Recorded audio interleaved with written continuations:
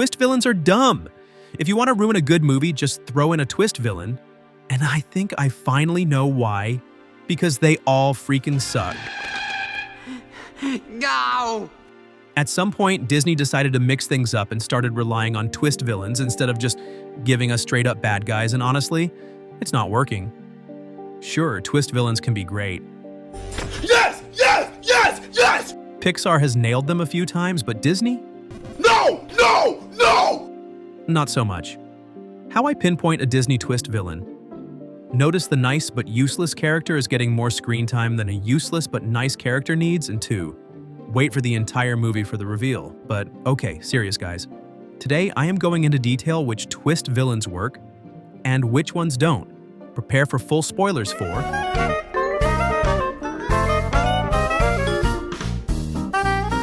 all these movies. Click away if you care about spoilers in 3, 2, 1. Hands!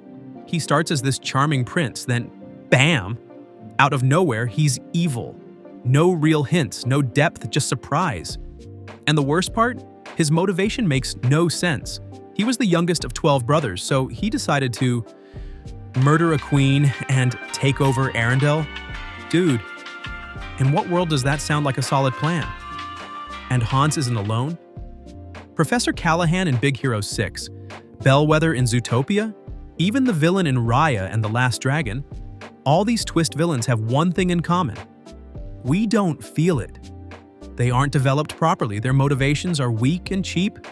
But here's the thing, Pixar does know how to make twist villains work. Mr. Waternews? Great twist, and I loved that sweet villainy goodness.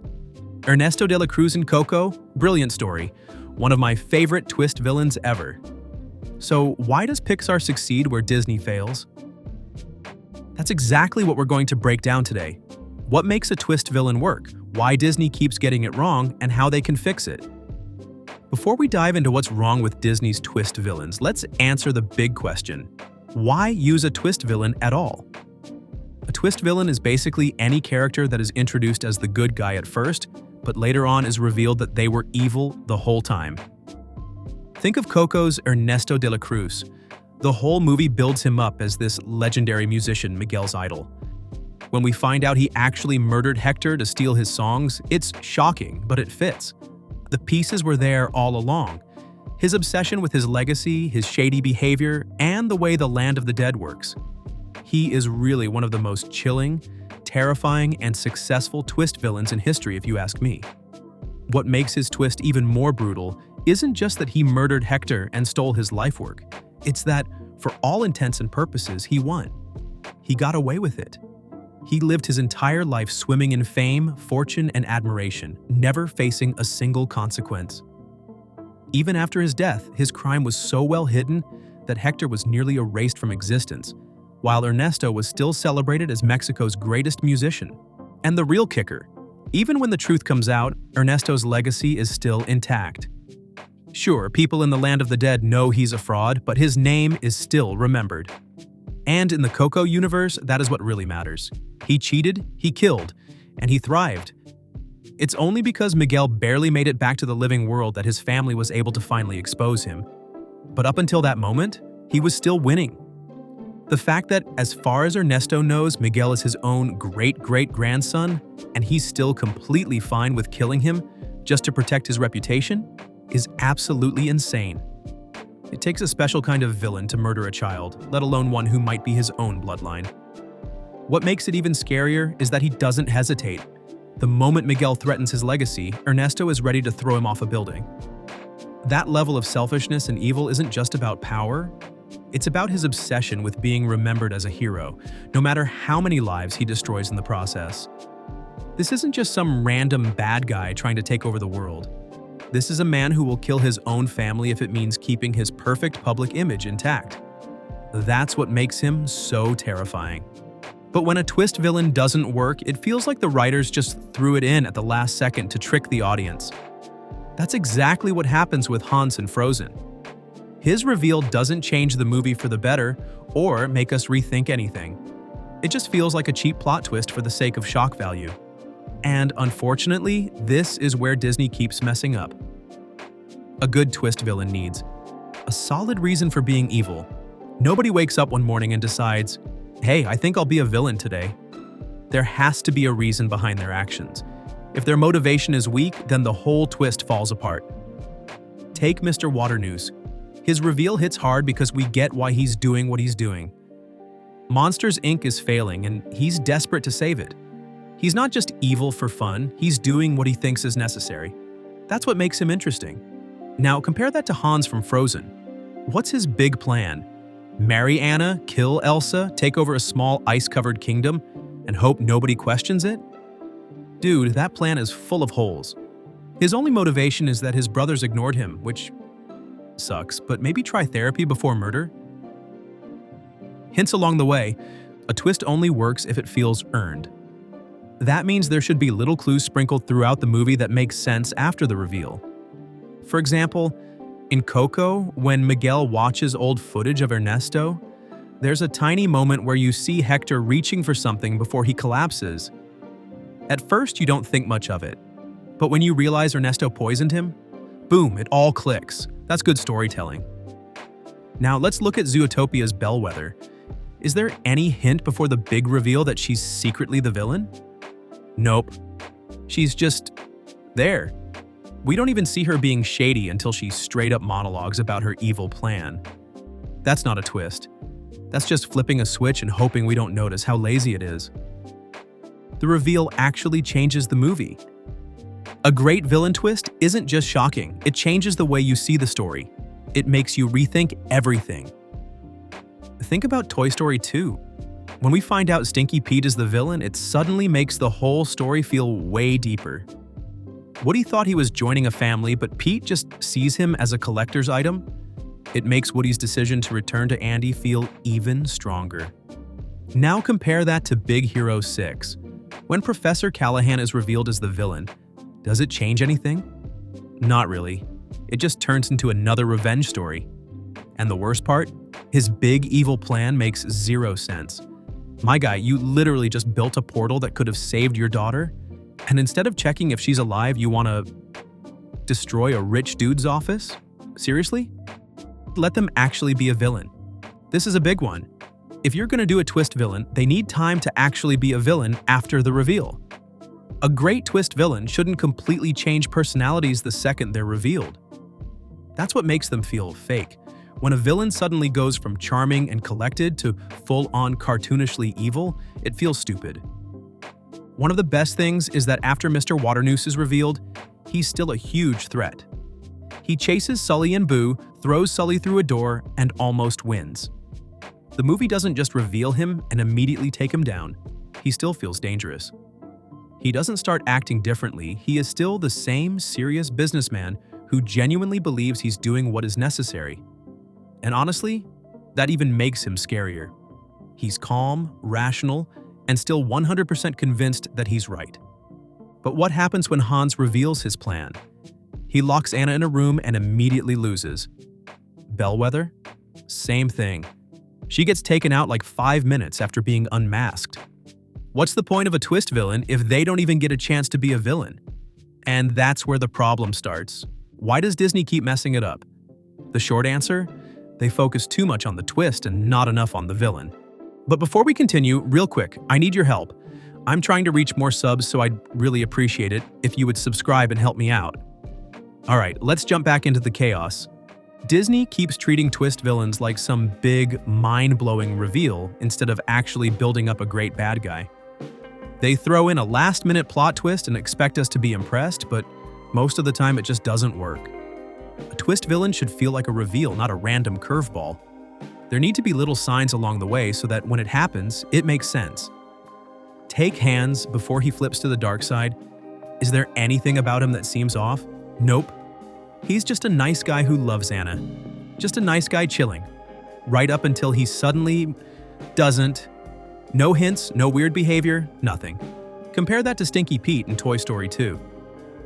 Throughout the movie, he keeps talking about how great life in a museum will be and how Woody should accept his fate.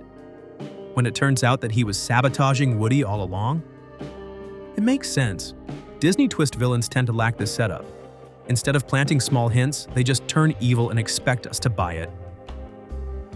A good villain needs a real reason for doing what they do. Otherwise, they just feel like they're evil for no reason. Hans's plan makes no sense. Why would killing Elsa make people love him? And how did he expect to rule a kingdom with literally 0 people backing him up? My guy, man, you could have just married Anna like a normal prince and been set for life. But no, let's go with murder. Because that always works out. Callahan from Big Hero 6 is just as bad. He spends years plotting revenge against a guy who didn't even kill his daughter, all while completely ignoring the fact that he literally has the technology to bring her back. Sir, you just built a whole-ass portal. Maybe check inside it before going full supervillain? And Bellwether in Zootopia? She wants to make prey animals scared of predators. Why? What's her endgame? How does making people fear foxes help her? If she just wanted power, she already had it.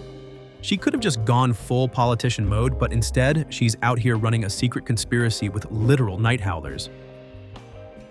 Compare this to Ernesto de la Cruz. He wanted fame and legacy, and he was willing to kill for it. That's a clear, understandable motivation. He wasn't just evil for the sake of it, he had something to lose. You ever notice how a lot of Disney twist villains immediately spill their entire evil plan the second they're unmasked? Hans literally explains his whole scheme to Anna instead of just leaving and letting her freeze. Bellwether goes full evil speech mode instead of just getting away with it quietly. Callahan gets caught and doesn't even try to deny it. He just stands there like, yeah, I did it, what now? He spends most of the movie as a cool, masked villain, then turns out to just be some grumpy old dude who gets arrested in minutes. Compare that to Pixar's twist villain. Stinky Pete gets a full villain moment where he actually fights back before Woody outsmarts him. Ernesto de la Cruz has one of the best villain defeats ever, where he gets exposed on live TV and literally dragged into the afterlife. A twist villain needs to have a real moment of power, otherwise their entire reveal feels pointless. But Disney keeps treating the twist itself as the big moment instead of what happens after. It's like unmasking a Scooby-Doo villain and then immediately tossing them in jail before they can even say anything. They've done it so many times that the second a side character acts too nice, we know they're probably the bad guy. When Raya and the Last Dragon came out, a lot of people already guessed the villain before the reveal even happened. Why? Because Disney's formula has gotten too obvious. Meanwhile, Pixar mixes things up. Not every movie needs a twist villain. Sometimes the bad guy is just obvious from the start.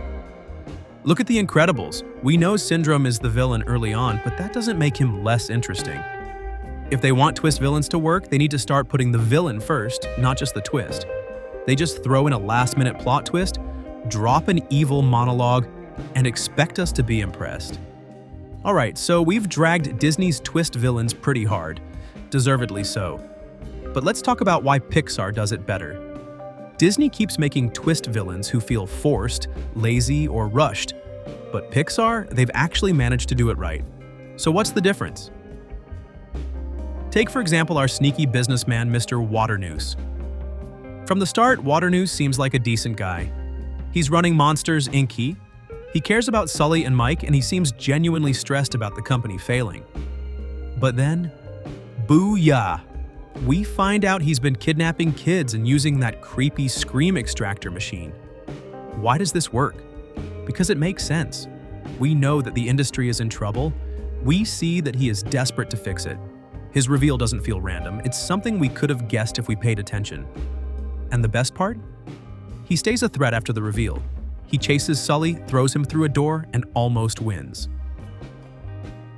Then we have our fake idol, Ernesto de la Cruz. This might be the best twist villain Pixar has ever made, if you ask me. Miguel spends most of the movie thinking Ernesto is his hero. He's a legend, a musical genius, and someone Miguel wants to be like. Then we find out this dude straight up murdered Hector for his songs. Why does it work? The whole story depends on Miguel believing Ernesto is a good guy. The twist makes us rethink everything we've seen before. The clues were always there, like how Hector accidentally died. And unlike Disney's twist villains, Ernesto doesn't just stand there monologuing. He fights back. And his downfall is perfect.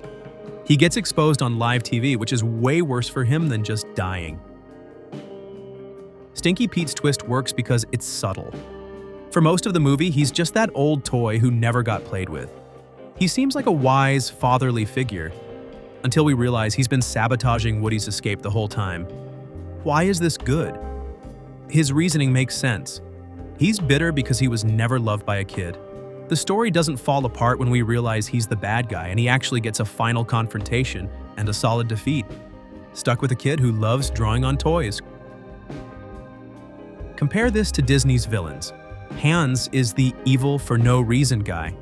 Hans is the worst twist villain Disney has ever done. No build-up, no logical reason for his plan. His entire twist happens in one scene, and then he immediately loses. And Callahan? Bro, you just built a portal to another dimension, and instead of using it to find your daughter, you decide to smash a rich guy's office? What? Pixar gets it. Disney still has some work to do. We've roasted Disney's twist villains pretty hard, but let's be fair, they're not beyond saving. Right? If Disney actually put in the effort, they could make twist villains work again. Not every movie needs a twist villain. Sometimes it's okay to have a straight-up bad guy. Look at Scar from The Lion King or Jafar. We knew they were the villains from the start. But that didn't make them any less interesting. In fact, it made them more fun to watch, because we got to see them manipulate people. Disney needs to stop being obsessed with trying to trick the audience and focus on making great villains, whether there's a twist or not. Would Frozen have been worse if Hans was just a normal prince? Nope. In fact, the movie might have been better if Elsa was the real antagonist and had to learn to control her powers instead. Disney needs to start dropping hints, not bombshells. A great twist villain should make you go, wait, how did I not see this coming? Instead of, huh? Where did that come from? A good example? King Candy Turbo from Wreck-It Ralph. We know there's something shady about him. His obsession with the game's code is weird, and he clearly has way too much control over Sugar Rush. Then, when we find out he's actually Turbo, an old racer who took over the game, it all makes perfect sense. A bad example? Evelyn Deaver, or do I need to say Evil Dever, from Incredibles 2. She's introduced as a nice businesswoman. Then, boom, she's evil. There are no real hints, no clever foreshadowing, just a random heel turn. If you then think about Ernesto, the movie drops small hints about his true nature, his selfishness, his obsession with fame, the way Hector's death is kinda sketchy. So when we finally find out he poisoned Hector, it makes sense. If your villain's whole plan falls apart after 5 seconds of thinking about it, you need to go back to the drawing board. Meanwhile, Pixar's twist villains actually have goals that make sense. Mr. Waternoose needed to save his company. Ernesto de la Cruz wanted to protect his legacy. Stinky Pete was bitter about never being loved by a kid. Even Lotso stays a threat right up until the end. Even if we hate these characters, we understand them. That's what makes a good villain. One of the biggest problems with Disney's twist villains, they never feel dangerous after their big moment. They reveal their evil plan, do a little evil laugh, and then get defeated immediately. Hans gets punched once and is done. Bellwether, taken down by a recording pen. Callahan just kinda stands there while the police arrest him. Alright, let's clear something up. I'm not saying these movies are entirely bad. In fact, some of them I even like. Frozen, huge cultural impact, amazing animation, great music. Big Hero 6, emotional story, fun action. Zootopia, a clever writing, important themes, fantastic world building. Disney knows how to make good movies. They just don't always know how to make good villains. That's the real issue here. These movies could have been even better if their twist villains weren't so weak. Imagine if Frozen had a better villain story. Hans is the weakest part, but the movie still works. What if Big Hero 6 focused more on Callahan's grief instead of making him a stupid revenge villain? He had a real reason to be upset, but his actions made zero sense. Zootopia's message was fantastic, but Bellwether's villain reveal felt forced. What if the movie had a good villain instead of one small, angry sheep? The point is, these movies didn't need twist villains, or at least, they didn't need them done this way. Disney used to have some of the best villains in animation history, but Ever since they started forcing twist villains into everything, their bad guys just, well, yeah, sucks. Most of the time, at least.